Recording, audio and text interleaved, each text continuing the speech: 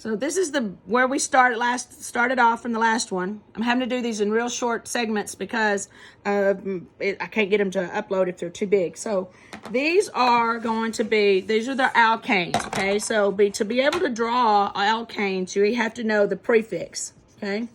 And so the prefix is going to be, when you see the word meth, you know that's 1 carbon. Eth, that's 2 carbons. Prop, it's going to be 3 carbons. You're going to need to write these down because you're going to have to know these.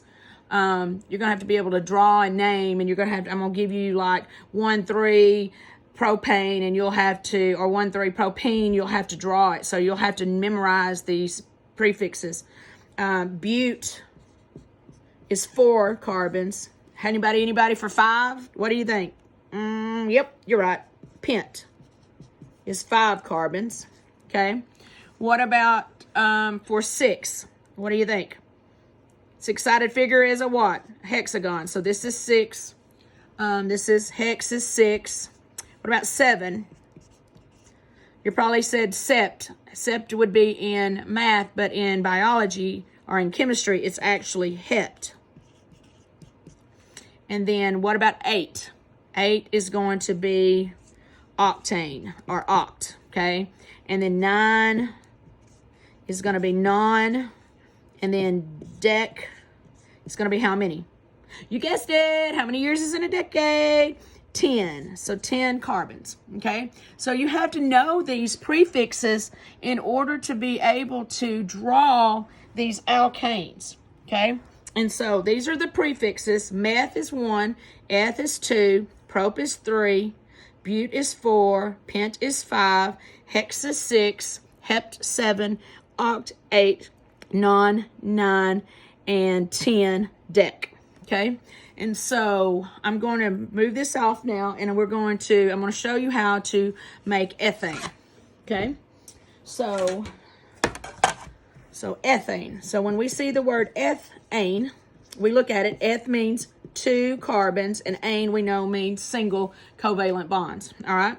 So the easiest way when we're drawing these structural formulas is to put a carbon here and a carbon here, and because it has 2 carbons, and you know that there's always going to be a bond between that carbon and a carbon. So here's an electron here, and there's an electron here, and these 2 carbons are sharing it. And so because we've now advanced to lines, then we're going to, how many bonds does carbon need? It needs 8 electrons, which means it needs 4 bonds. So we would put an H here, an H here, an H here, an H here, an H here, and an H here, okay? And so this is the structural formula for ethane, okay? So if I have you to draw ethane, this is what you would draw. And if I needed to know the molecular formula, you would tell me that this is C2H6, okay? And so this is going to be the molecular formula. And the molecular formula is just going to tell you the number of carbons and the number of hydrogens, or the number of elements that are involved. Okay, so this is ethane. And so remember, these are all single covalent bonds, so they're pretty simple. And so I want to take and I want to make ethane. So I'm going to take and I'm going to add another carbon right here.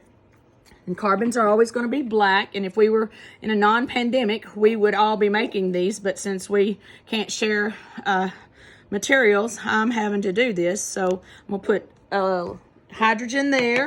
And so how many more hydrogens do I need? Yep. If you said 3, you are correct. So now we have here, that's 4, 2, 4, 6, and 8. Okay. And so this is ethane, okay?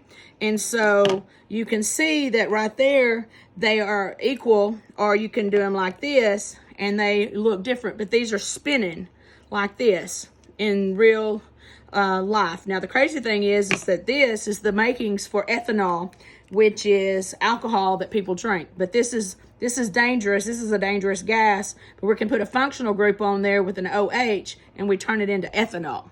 All right, so we'll stop this one. And so